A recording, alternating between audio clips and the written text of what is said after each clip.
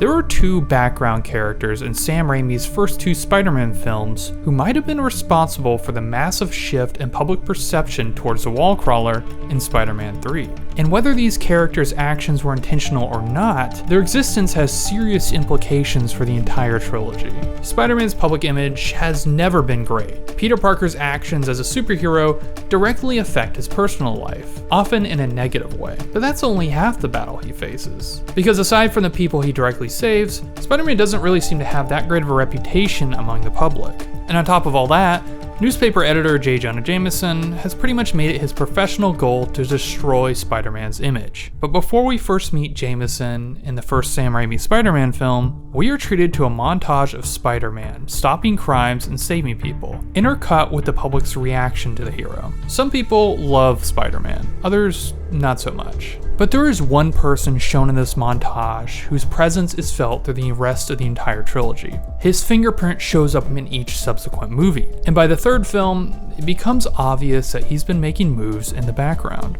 Moves that deeply affected both Spider-Man and Peter Parker. Let's start at the third film. I want you to watch this clip and see if you notice anything.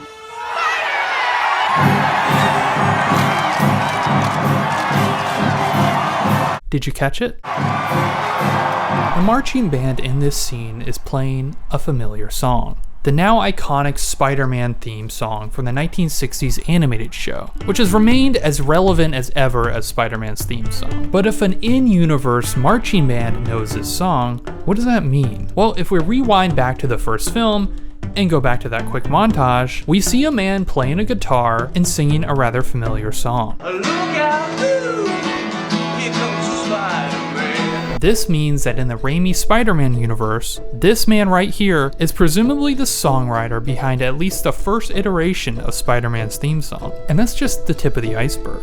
I think this subway guitarist had a hand in Spider-Man's improving public image. They love me. Because by Spider-Man 2, the song has already spread to a different part of New York. In the second film, we see a violinist singing a variation of the same song the subway guitarist was playing. Does whatever a spider can. This means either one of two things. Either this woman knew the subway guitarist from the first film and got the song from him, or she heard him playing the song in the subway and created her own version of it, further spreading it across New York City. Either way, this second version proves that the song has gained some sort of traction. And only a year or so later, a marching band now knows the song. The marching band that's playing when Spider-Man is given the key to the city. So was this song stolen from the subway guitarist and the violinist, or is there a bigger story to this? Because somehow, this song had to become so popular that it became associated with Spider-Man just from the melody alone. And since we have Spider-Man costumes and other merch by the time Spider-Man 3 takes place, is there a possibility one or both of these musicians capitalized on this success? But there's another component to all this that I haven't addressed yet. Why would anyone care about a Spider-Man theme song if the public viewed him in a negative way? I do think the public's perception of the hero began to shift after Spider-Man saved the train in Spider-Man 2.